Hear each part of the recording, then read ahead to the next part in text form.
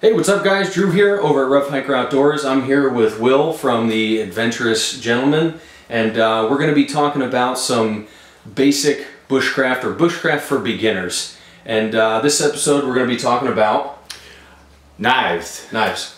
Of course, knives. It's like the central thing for bushcraft. And we're going to talk about what? How to select one, the different styles of knives, and what you would use a knife for. Basically, the reason we're starting with knives is if you don't have one and you're out in the woods trying to survive, you're going to be in a world of hurt. Yeah. So I think knives are like the central kind of tool, the central thing for bushcraft, and everything else kind of stems off of that. If you can get your knife and your knife skills set up, then you're going to be good to go. And so we're going to try to make this a series. We're going to talk about which knife you should get, talk about knife skills, fire skills, all that stuff, and we're going to just kind of build as we go. So got a cool episode today. We're going to spread some knives out and check them out, so stick around guys. It's going to be a good one.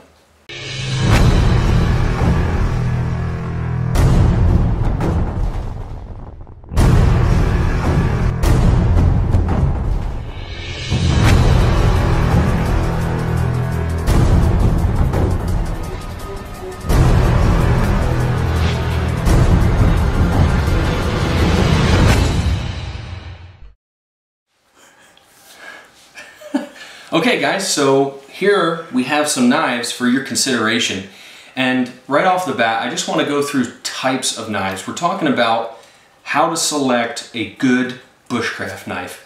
A lot of it's going to come down to personal preference, but there are some generalities that you can look for.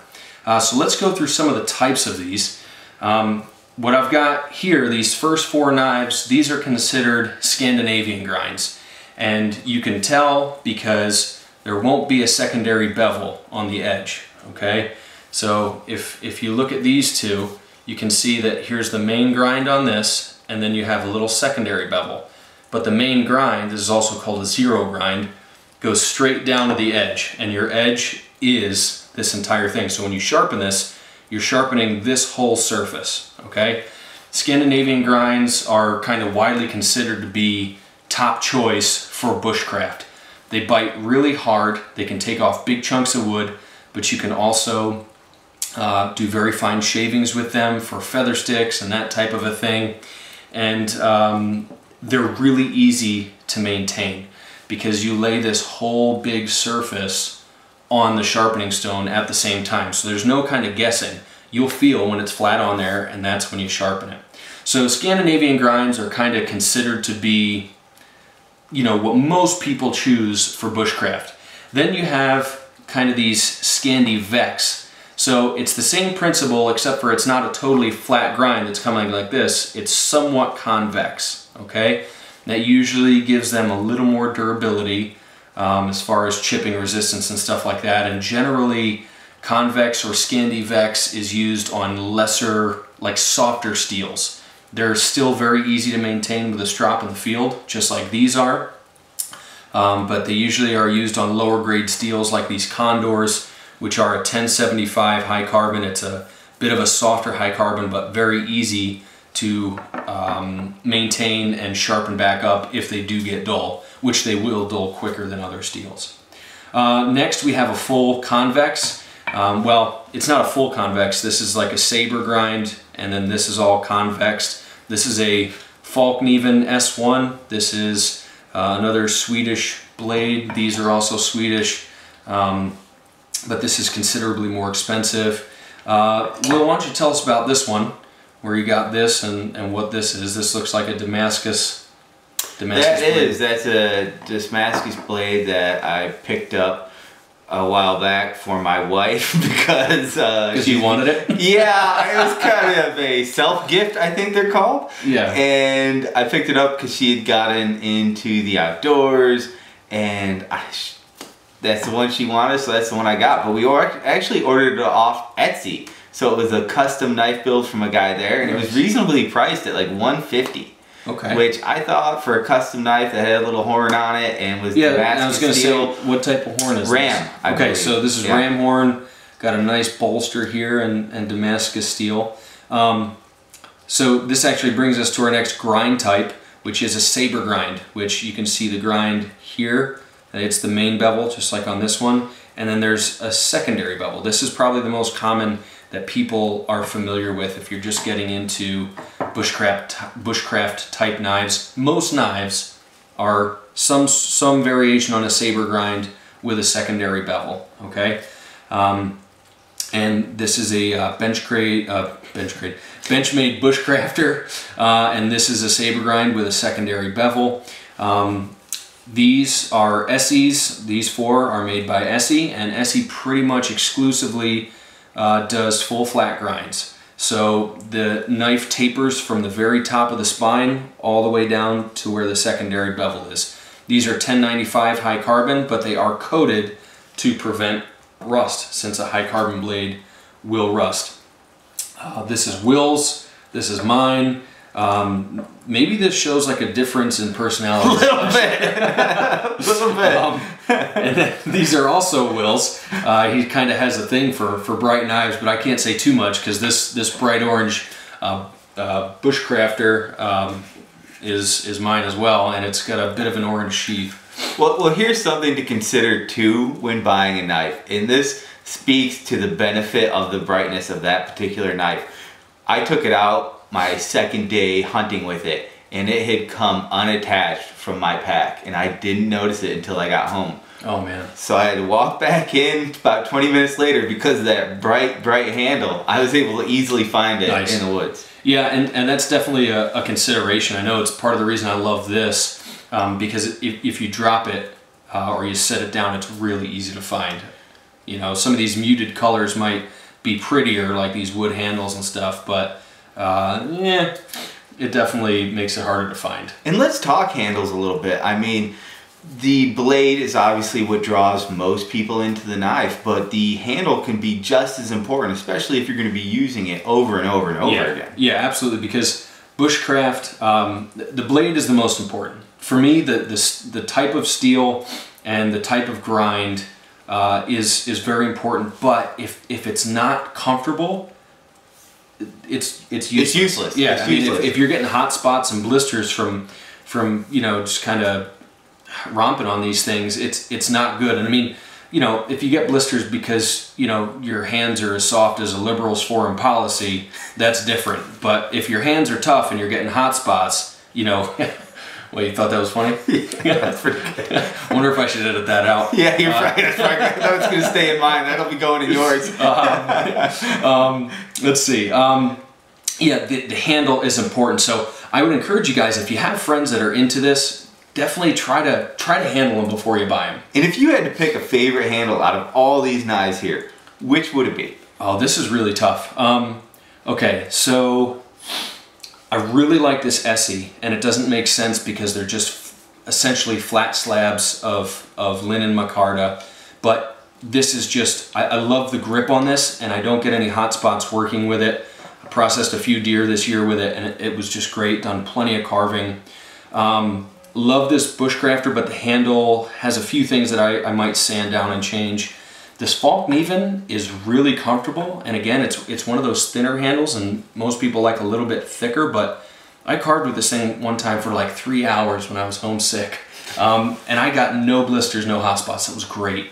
So I'm going to say it's between the Falkneven and any Mora that you buy. Any Mora is ridiculously comfortable. I mean, pick one of those up, Will. It's, you know, they're ugly, and they are ugly as sin. They're ugly as anything, but they work so good, and they're so cheap. You know, so for me, but you know what? This is really good too. This is a Heli. This is the Temagami, right? Yes, the Les Stroud edition. Yeah, Les Stroud edition. This is Will's knife, and I sharpened it up for him a little while ago, and yeah, this is very comfortable as well. I believe this is birch. Yep, and the only downside, actually I think it might be burl maple. I'm gonna have to look that up because I forget. But the only downside I have found to this is if you are going to be doing a little more than bushcraft, like skinning or gutting an animal, this handle will get a little slippery as you get along with the job and can be kind of tough to hold on to. So that's one thing to consider too is, you know, are you doing a knife for just bushcraft, which this series is on, but also consider what more might you be doing with your knife. Yeah, exactly. So we've gone through kind of blade styles, we've gone through some of the grinds, we've gone through some of the handles. You know, these are all things that you need to take into consideration. Are you going for more like aesthetically pleasing with the wood, because these obviously look great, but you know, like with these condors, I mean, this one is quite comfortable. This is the Nesmic. This is really comfortable, but you know, maybe not. I don't know. This condor, I think, is one of the prettier blades I've seen. Yeah, I really like that shape. But to be honest, for some of the bushcraft tasks, that sloping nose there, the tip, doesn't work the greatest if you're somebody who's gonna like to baton and stuff like that. Maybe the last thing to consider is size. Yeah, that is a big factor depending on your task. Yeah, and a lot of these are similar. You know, we've got these Azulas are a little bit small. This is the Azula 2. That's the Azula 1 on the left, the Azula 2 on the right, and a lot of times guys will also combine that with the, I think it's Tito or Tito like 1.1, which is like for if you're doing a lot of game meat work, you know, butchering and skinning, they will pair those up, and a lot of times, because it's the lightweight and the versatility of both those knives combined, might give you a little more than, say, what just one bigger knife on its own will do.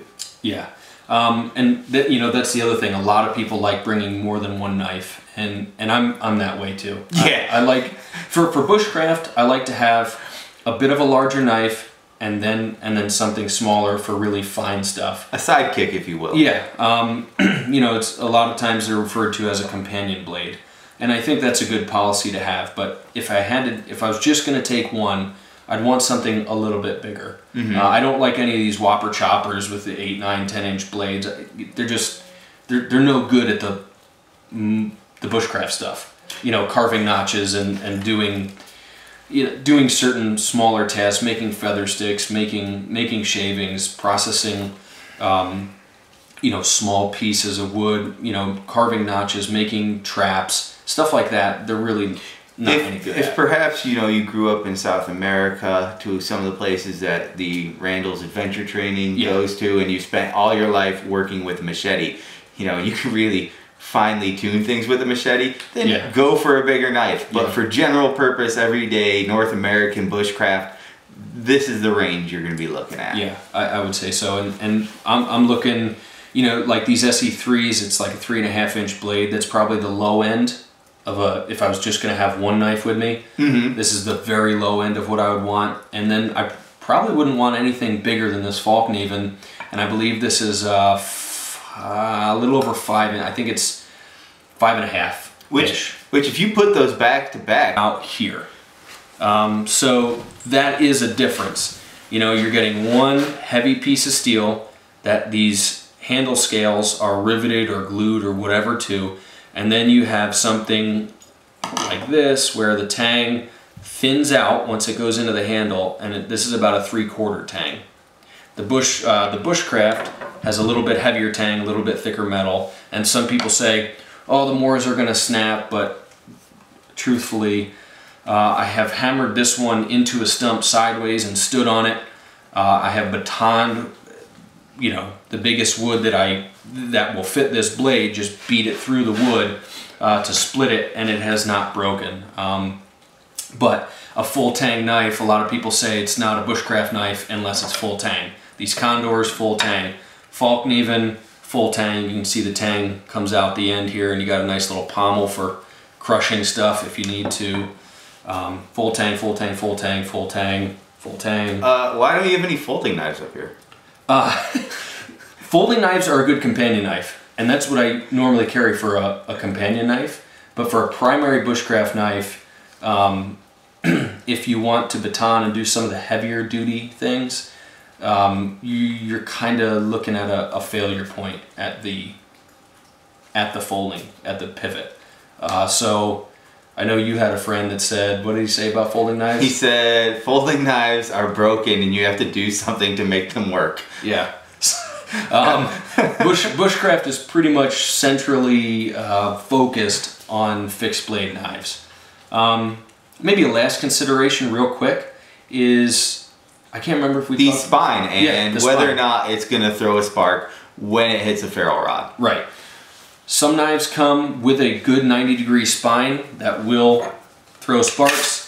Benchmade Bushcrafter, the Mora Bushcraft, they will throw it. This is Ahti Puukko. This is made in Finland.